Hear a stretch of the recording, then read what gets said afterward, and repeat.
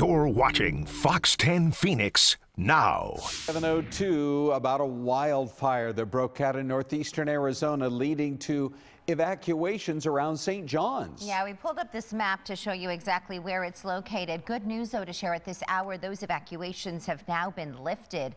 Videos of water and fire, of course, water kind of being doused on the fire. It's called the water fire, sent in by viewers, shows the flames and smoke near homes in Apache County. The blaze grew to around 70 acres before forward progress was stopped last night. Again, all evacuation orders have been lifted, but local officials are reminding residents who live in this community this is a heightened fire danger in the area due to some of the dry winter conditions we've experienced and some of those very breezy conditions. Also developing at this hour, we are learning new details about a deadly crash in Tonopah from over the weekend. A family member, one of the victims, speaks to Fox 10. Irene Snyder has that story live. Irene. Good morning, guys. Yes, such a sad story from over the weekend. Investigators are now working to determine if low visibility from dust on Saturday could have had an impact in the pileup that led to the deaths of 4 people. Now, one of the victims from Saturday's crash included Melinda Cobalt, a young mother of 2. Her brother, Joseph, says Melinda and her boyfriend went to the dunes for a trip over the weekend. Melinda is described as loving, adventurous, and a wonderful mom taken too soon. Her brother says his family is sending condolences to others involved, and they're holding onto Melinda's legacy through her 2 sons. Main priority with everything is just to put every ounce of focus and energy into making sure those boys are taken care of and making sure that they succeed and do well in their life, and understand that sometimes loss is tough, but with a team like we have and the support system we have behind us, that anything's possible to be able to overcome. And there is a GoFundMe page to help support Melinda's 2 sons. If you'd like to donate to that GoFundMe page to support her sons, we have a link to it on our website, fox10phoenix.com. We'll send it back to you. Irene, thank you. 7:04 now. We're turning to a Fox follow-up on a smelly situation in a West Valley neighborhood. Neighbors say leftover mulch leaving a lingering odor after an illegal compost business moved out of that part of the valley there in Levine. AZ Green Guys had until yesterday to vacate the property, which remains mostly empty except for a pile of mulch that you saw in some of those aerial views. Well, it was causing a persistent odor for months. Folks who live near 35th Avenue and Dobbins, they were complaining to Maricopa County about this just horrendous smell. After discovering a zoning violation, the county scheduled hearings and issued a cease and desist letter to business owner Neil Brooks, who continued operations. Well, Maricopa County then sued, leading to a settlement with a March 1st deadline to vacate. Nearby residents, they're pretty concerned at this time about the remaining mulch, and they just want it moved. I'm concerned about that big pile. They're supposed to remove the pile. They're supposed to remove big pieces of wood that they have here. They're supposed to remove all the machinery that is used for composting. AZ Green Guys did not respond to Fox's request for comment. Maricopa County Supervisor Steve Gallardo tells us the property was inspected as trucks were still hauling off loads of wood. Everything must be removed. AZ Green Guys is being fined $1,000 a day until it is compliant. Well, TSMC announced at the White House yesterday a new $100 billion investment in America that should bring thousands of new jobs specifically to us in Arizona.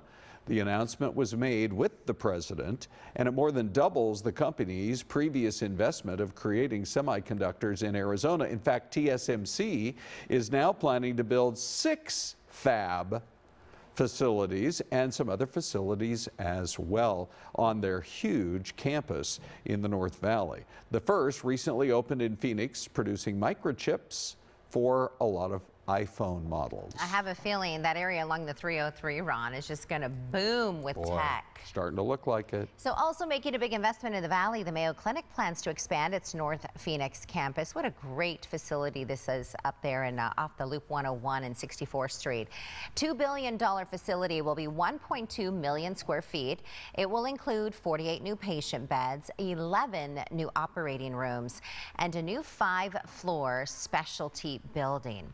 The project expected to be complete by 2031. It will bring in an estimated 3,500 new jobs. To National Pancake Day, and Valley Diner hoping to celebrate with a world record. Let's get out there to Danielle, live at Joe's Diner. Danielle. Hey guys, good morning. Yeah, Joe's Diner, they're known for their pancakes. They are absolutely delicious. And if you guys remember, 1 year ago, we were here, and as Joe, the owner, was trying to beat that world record, unfortunately, he did not. And it was like a sporting event here, Joe, that day. We were all on the edge of our seats as you tried to attempt it. So talk about the record. This is what, the tallest? 40 inches is the record. That's what we're trying to beat. Gosh, I think it's an 8-year-old record, something like that. So it's daunting. It's time. Yeah, it's time. Yeah. Talk about last year. How high did you get? And I know you changed kind of your mixture this year. I got to, it's 40 inches and I got to 28. So I had to change a couple of things. I had butter, and when butter warms up, it tends to move, and that's not good for columns. So I took the butter out. There's no eggs in it. It's a smoother pancake. I cut the sugar back. I changed the flour. I turned down the griddle. So we've got a couple of changes there, and I learned more this year. So it's still not something I trained for, making stackable pancakes. Yeah. Usually I went for taste. Yes, exactly. And they do look a little more firm from what we saw last year. Yes. Okay. What was the hardest part last year? Getting ready. It's a lot of pancakes. It's a lot of pancakes. Also the nervousness. I'm a little calmer this year. But gosh, the public just came out and welcomed me. They were so nice about it. Everybody was, I had a lot of positive affirmation from my public, so it was really great. Amazing. And about how many pancakes do you think it's going to take to beat this record? About 120. Wow. I believe it's might seem to be thicker than what they set the record with. I think it's 213. Yeah. Yeah. So mine must be a little thicker. Amazing. But there's a limit to that. They have to be less than 10 inches, more than 5.5 inches, and thicker than a centimeter, which is about. I stacked up 10 pancakes, make sure I was below 4 inches, and that was my math. Amazing. All right, we're going to let you get to it. We're going to be here as he tries to do this, so stick with us all morning long, because we're going to see if he beats this record. But yeah, wow, this is a lot of pancakes. Your cooks are busy back there. Yes, they are. Amazing. All right, guys, stick with us. He's going to get to it, so check back in. Going to be exciting. Okay, thanks, Danielle. All right, on to our news now. Here at 7:33, developing at the Capitol, a bill honoring the memory of Preston Lord has cleared the State House. It's now on its way to the Senate. House Bill 2611 would add enhanced penalties for aggravated assault charges if the attack involves 2 or more accomplices. The bill is named Preston's Law in honor of Preston Lord, the teen who died in a Valley hospital 2 days after he was beaten outside of a Halloween party in Queen Creek. That was back in 2023. 7 suspects are now charged in his death. Welcome back. So in your Health Watch this morning, the Fox medical team is learning more about a bombshell first of its kind study that has now been revealed, and it shares that vaping is more dangerous than smoking cigarettes, and it raises the risk of 3 deadly diseases. So researchers say regularly using e-cigs could put users at risk of dementia, heart disease, as well as organ failure. So here to talk a little bit more about this, break it all down, is Fox Medical Team's Dr. Mike. Dr. Mike, how are e-cigs more dangerous than cigarettes? Well, you know, part of my job, in addition to seeing patients 14 hours a day, is to look at the data, look at the literature. In fact, I teach medical students, in God we trust, and everyone else, show me the data. And so this study has created not only, it's created a vortex, if you will, of controversy because, one, it looked at 20 patients who vaped, 20 patients who smoked, and 20 who didn't do either. And it's not published yet.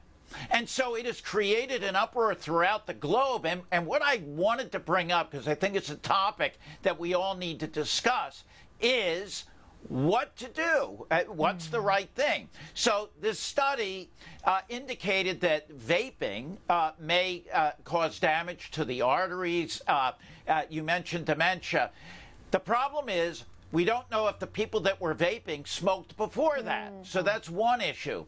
The other issue is if you look at the mass amount of literature, we don't have any literature on long-term effects of vaping. So here's the Dr. Mike advice I'm going to give everyone. If you smoke, you need to stop because it's going to kill you. All right? You can't smoke and expect to live a long life. Now, you could say, well, Uncle Joe smoked and he died at 92.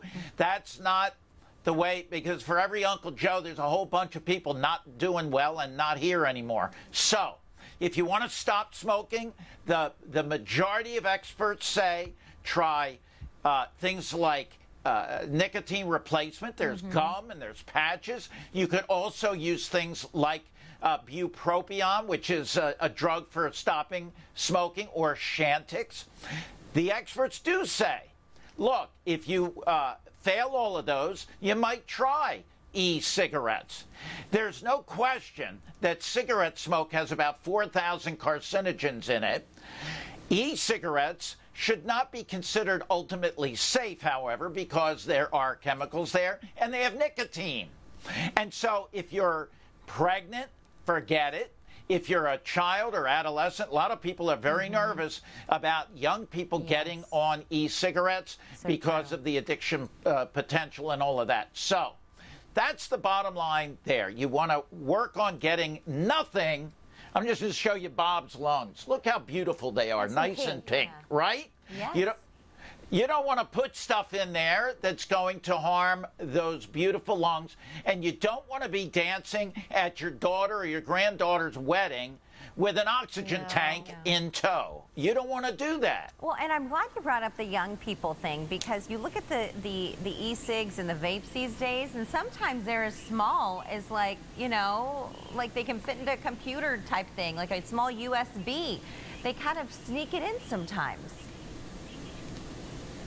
Well, nicotine is nothing to play with. It's very addictive. And you can talk to anyone who has been a smoker or exposed to nicotine long term. It's not good.